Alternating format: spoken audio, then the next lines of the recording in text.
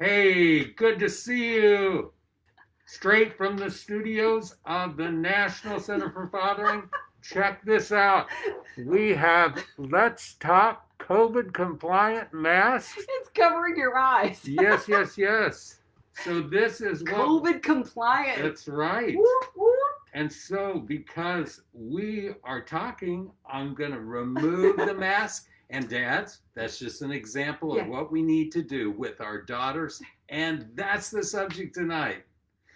We've got something super, super exciting. The last 2 weeks, we've really dug deep on the whole area of lament. Yeah. Now, there is a proverb that says there is a time to weep and a time to laugh. Well, get ready because we're going to laugh. We're going to talk about the benefits of laughter. We're going to have stories, resources, and so forth. Yeah. And in Dr. Michelle Watson Canfield's book, Let's Talk, she has a whole section on the reason, the rationale, and to help you laugh with your daughter, no matter what age. So I'm excited. Get us started and tell us about the research because this is real important. You think of the emotion that is released, there are a whole bunch of physiological benefits. Right. Exactly. When we laugh, we release chemicals in our brain that not only reinforce social bonding, which is amazing, but strengthens long-term relationships. So right off the top, there's a really positive health benefit of laughter. But here's more about the physical health benefits, is that when we laugh, we are enhancing, stimulating our organs, which is amazing through breathing in oxygen. I'm trying to demonstrate. Oh, that was good. And I just feel, my organs are coming alive. Oh, that's good. We don't rehearse this, as if you couldn't tell. But here's what's really cool, you guys, is that when we laugh, like Dr. Ken just demoed, is that we are taking in oxygen and it stimulates our heart, our lungs, and our muscles. So that's really positive. But there are also positive health benefits in terms of mental health. You guys, seriously, you have to, end of a long day. Can we all just relax and unwind and laugh together?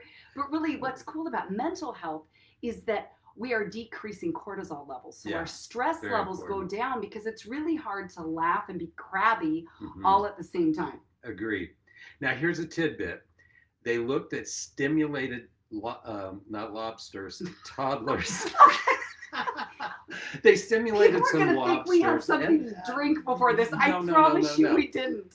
They looked at stimulated toddlers and they laughed 300 times a day. When compared to adults, it's less than 15. Wow. So there's a big difference. And of course, we're going to push against the sober seriousness of fatherhood. And we really believe that that's an important part of your arsenal, your toolbox. But laughter is the oil that brings about that bond. It's said that laughter is the shortest distance between two people. And so there are so many good things. And give us more. What other research? Well, my mentor, Dr. Jim Friesen, has also written about this and taught me, and this is going to blow your mind because I don't know how researchers can actually calculate this, but they've shown that joy, which I believe, right? We believe is the same, synonymous with laughter. They're two sides of the same coin, but that joy is activated in a reciprocal relationship and it's contagious. And that when we have a joy exchange between two people, there is a nonverbal face-to-face interaction of 6 cycles per second. When joy is activated, there's this bonding that happens. I don't know how you can research that fast. Oh, I know how they do it.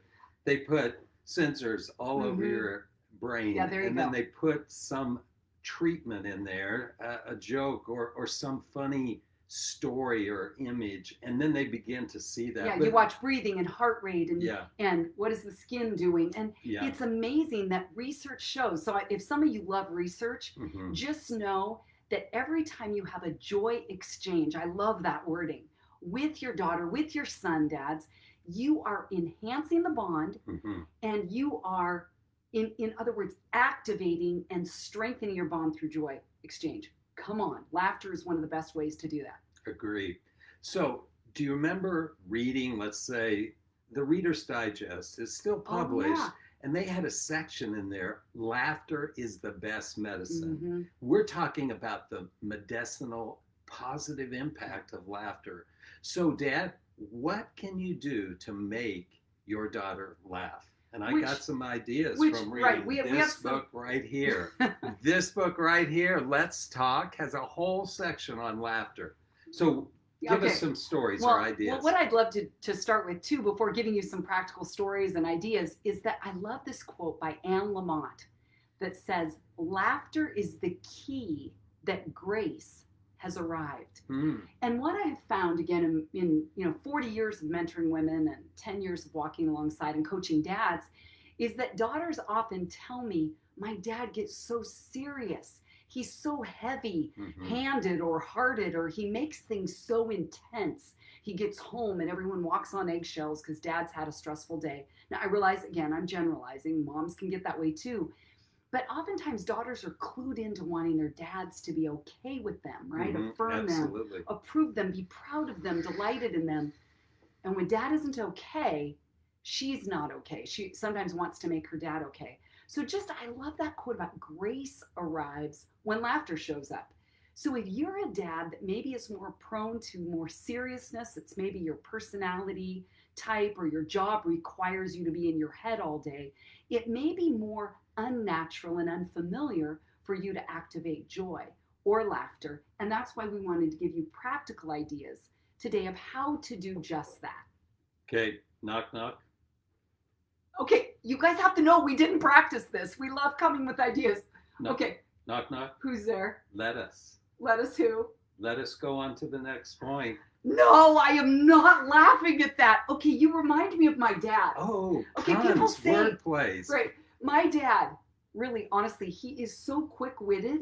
A lot of times he says things and they're not funny, but he'll use puns. But you just totally reminded me of my dad in that. Oh, that's scary. Now, I've got something. We have shared our lives together with you, and this is what this is all about. Michelle has spent 10 years doing work with dads of daughters, and we became colleagues. We were recently married. We're up to what? 8.5 weeks now. We're old married. Oldie moldies. And this is the result of something what we believe is divine and providential. Yeah. Now, I just have to tell you, this is the inside story. Michelle had never been married. Okay. I'm not afraid to say my age. Say it. 60 years old. Does she look marriage. 60? No freaking way. Well, Oprah did say that the best invention of the 20th century was hair color. Okay. So I'm just saying. Okay. All right. So she'd never been married, and she was so delighted. My wife of 43 years passed away last year, and it was a great time. And here, knowing Michelle, being married to her, a great time. 43 years, strong marriage, yes, and five children and 14 grandchildren. So she inherited this tribe. So she sends out on her Facebook, her personal Facebook, "You're never going to believe this.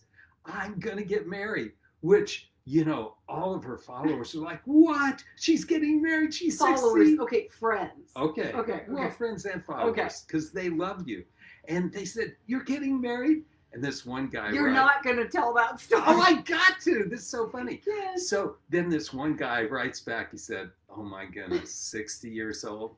I just can't wait. You're going to hear a year from now, I'm pregnant." That was so funny. Insane. Okay, now that's between us. We're talking about a dad and a daughter. Right, we are. Yeah. So we want to bring it back. Let's land that plane. I love that you told these stories, Ken, because I really didn't know that he was going to share all that. But we're just opening up our hearts and our lives to you, because that's what we want to do, is just keep this conversation going. And I wanted to read you. I reached out to some friends and said, do you have stories, dad-daughter stories in particular, of what laughter has meant to you, dad and daughter?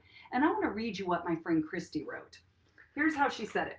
"My dad's been gone 12 years now, and she put in capitals, miss laughing with him." Ooh. So dads, this is a bit of a sober statement. Yeah. About, you're just talking about the loss bond. Of Dee, and how your daughter is going to remember years later the way you laughed together, sometimes more than the lectures you gave. Yeah. Oh, she's going to remember vacations, but that laughter piece stuck with my friend Christy. She said, He was an incredible storyteller and joke teller. So we regularly had everyone in stitches. And look what she put in parentheses, without being a jokester himself. But he could deliver. And I love that, because a dad might go, that's not my natural bent. And yet here's a dad that learned to make people laugh. And she went on to say, once you lose someone, it's often the mundane, quote unquote, stupid, everyday kinds of things that you miss. He brought laughter to so many, and he filled our home with laughter. I'm so grateful. So, Dad, if you really need to use our conversation tonight as a bit of a check-in with yourself to say, what kind of tone do I set in our home? Am I coming in heavy-handed or heavy-hearted? That's okay, that's real, but if it lingers, get support for yourself. Find a mentor, another man who maybe you respect the fact that he knows how to get his kids to laugh. How do you do it? Ask him to mentor you. Find ways. You may need therapy. You may need to deal with some of the heavy stuff inside that bleeds out into your family. Do the work, because your whole family and yourself will benefit. What we're talking about is this emotional release. Now, when I heard that in the story you just shared, I thought this dad may have had a dry sense of humor. He ponders, he thinks, and at the right time, and he wasn't a jokester. Now, you may be, like me, gregarious and looking for something funny all day long, and knowing that amplifying that can bring laughter to those around, as I sought to do just now. But think of ways that you can engage laughter. I am looking at the green dot. I just wanted my followers to know. And so this is something that I would say, not only are there joke books, but there are things that you can do together. I remember our kids watching Home Alone about 10 times, and they would think, I can't believe that.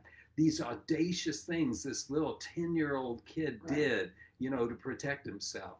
There are many ways that you can bring in laughter, watching, something that's hilarious, a good, clean comedian that will really enliven the whole situation. Which, just a couple other movies, Elf, maybe every Christmas, bring that one around. Will Ferrell, funny guy. I have a friend that's even bought the whole costume as a dad.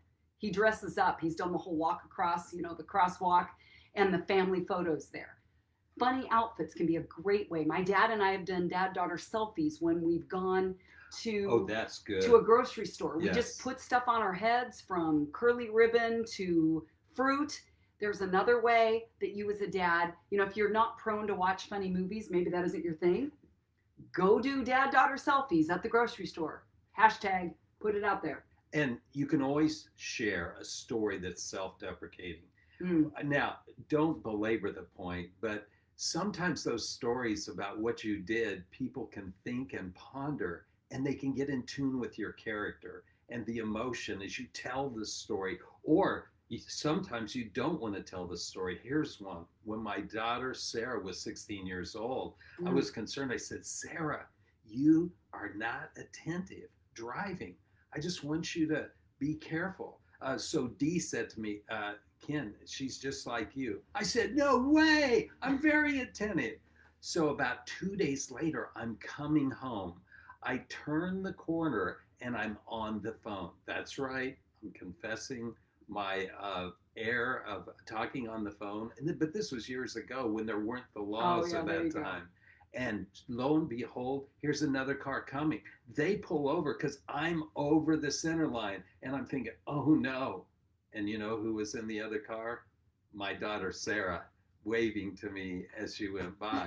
And so that became a story that we told over and over. A family joke, yes. So I think part of what Ken is saying is that, Dad, let yourself be laughed at by your kids. Because sometimes I think we can all get a little sensitive on the underbelly. But I want to say this too, that whole idea of being okay with being self-deprecating, it's a real fine line with your daughters. Because I've had daughters say, my dad kind of turned it into a mean jab. He thought he was being funny, but he took it too far. So Dad, learn to read her eyes. Yeah. If you can tell she starts to look down, you want to catch it before the tears start welling up. And so I would just say, dads, be careful about sarcasm. Oh, that's a big one. Let's it's a little bit of a jab. We need to avoid sarcastic joking or behavior, and it is everywhere. this satirical, biting humor that is trying to take a truth and then dig somebody. That is not healthy at all. And you brought that up. Yeah. And there's a piece about that in the book, about the danger of sarcasm leaving a wound instead of all the positive benefits we just talked about. Right. So let me just give a couple more examples, because some of you dads might say, okay, what else can I do to activate laughter and to increase joy?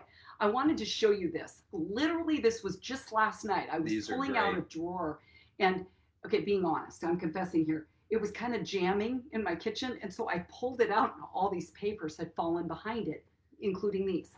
I found these old pictures. I don't know if you can see this, but check it out. Yeah. Oh yeah, that would be me. And look at my dad. Whoa, he was sporting quite the stash there, wasn't he? Okay, look at this one. Again, these are the years of the big old stash. Okay? It's back when my dad had dark hair. Check out that computer.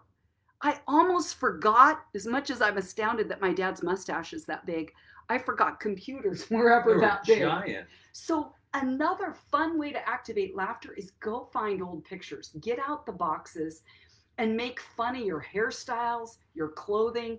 That's a great way to get laughter going. It is. And again, like Ken said earlier, the telling of stories where things went awry. Just this week, one of my cousins, Brian, told me about his daughters are both in their 20s now, and how one Christmas he surprised his girls. His wife had them get by the window. He donned a Santa suit, but he didn't quite calculate it right and got caught on the 6-foot fence and couldn't get his foot as it was dangling down until his pants ripped all the way. He was exposed a bit there, I guess, but he said they laughed so hard, and every year for 20 years they've retold that story. So I think if we're talking about use photos to tell stories and use stories to activate laughter. Yes. Great way to bond with your kids. Yes. So there is something that you can Google that you told me about. Share that. This is great. I did this. Type in the words contagious laughter and YouTube. You and your daughter, you and your son can sit at your computer really for hours and watch videos. The one I watched last night, was a guy hitting a golf club, and he's right there by the little lake at the golf course and falls into it, and it pans over to his friends who are on their backs howling. But because laughter is contagious, when you start hearing someone else laugh, you can actually just break into laughter yourself. And as we all know, sometimes there's not even anything funny to laugh at. Sure. In fact, that's one of the things I love about our relationship. We laugh a lot. A lot. And it just bonds us more. And we're not laughing at each other, we're laughing with each other. And that's a key distinction. I also recognize that when you have emotional sharing, it also works the other way. When you see one of your family members crying, it brings tears to your eyes. In the same way, when you see one of your family members full of joy, beaming joy, it also brings that contagious, environment that's so healthy and so needed. So let me just give you one more idea here. I, in my book, Lead Her to Laugh, begin with a question, Dad, that you could ask your daughter. Yes. What is one item of my clothing that you would love to see me get rid of? That's personal. Let her make fun of your clothing. I could tell you things. My dad has had these jeans, and then he has like a sweatshirt from probably 30 years ago from some old band. And he won't give it up? No, he won't give it up. So it became a He's joke. He's probably going to be buried in it. That's what he hopes. Every time he would wear it, we would all make fun of him. So that's what we're talking about. Ask your daughter, what item of my clothing would you love to see me get rid of? And laugh your way through that one. Now, another question that I have in this section that isn't maybe going to fully bring on laughter, but I guarantee it will activate joy. You want to hear what it is? Yes. Ask your daughter to make a list of 10 outrageous things. Oh, I like that one. Yeah. I love that word, right? Outrageous. That she wishes she had the nerve to do. 10 outrageous things she wishes she had the nerve to do. Do not talk her out of any of them, as ludicrous or outrageous and unfathomable as they may seem. Let her go for it, because about a decade ago, I wrote down on my list, I would love to write a book. Seemed like the furthest thing I would ever be capable of. And then here I am now, just having finished my second. So Dad, if you're a man who's prone to pray, you may even use that list as your prayer guide for your daughter. pray that into her life, that those outrageous things would become her reality, which... I got a good one. Dad, think of the 10 outrageous things you did as a young adult or child that you wished you never would have done. And at the right time, share them. Open up, and I guarantee there will be some laughter. You what, Dad? You are kidding me. Yeah, that's really what is so key about this is we are building this bond that we think is so powerful. It's like a deposit that you're making in your daughter's future, and that's going to be a difference maker. Yeah. Now I've saved a top 10 list. The best for last. Oh my goodness. Okay. Are you ready for this? Okay. From the studios of the National Center for Fathering, we have the top 10 ways to intimidate your daughter's date when he comes to pick her up. Are you ready for this? Can they get a copy of this? They certainly can. And I'll tell you how to do that. Okay, number 10, lightly sprinkle some dust on your daughter as she leaves and explain it makes fingerprinting easier.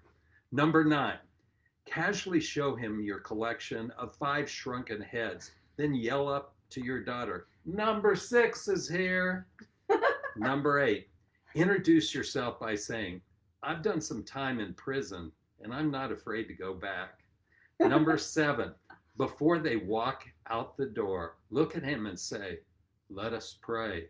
Put the holy tracker on him. Number 6, shake his hand and say, bet you want to keep those fingers, so you better keep them in your pockets tonight, buddy. Number 5, as they walk out of the door, talking to a walkie-talkie, subject is wearing khakis and a blue polo shirt and driving a green Ford.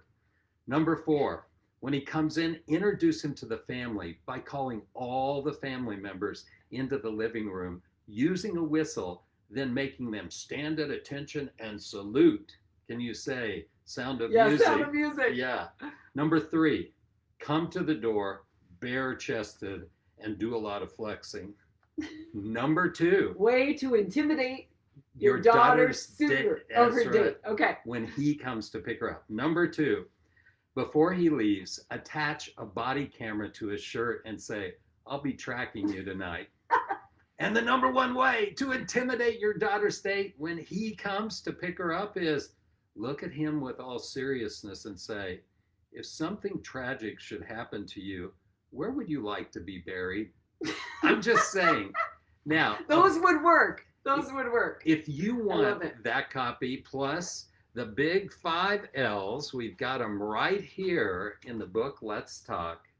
If you will go. Let's hold that up. All right. In case you were just looking at that. Those are the 5 areas we're covering in all of our Facebook Lives. And we have the definition more than just that. Go to the National Center for Fathering at fathers.com, and click on the link there. And this is what I'd like you to consider. We are going to roll up all of this, and we're going to have a video series that not only encompasses this book, but some of the best insights to the dad-daughter bond. And there's an opportunity to be a partner with that. If you click on the donate button, it'll take you to a page, and a donation of any size will help us get this done. This is a big project, but I guarantee we've got to saturate the airwaves with this truth and the powerful role that you play as a dad or a friend of a dad.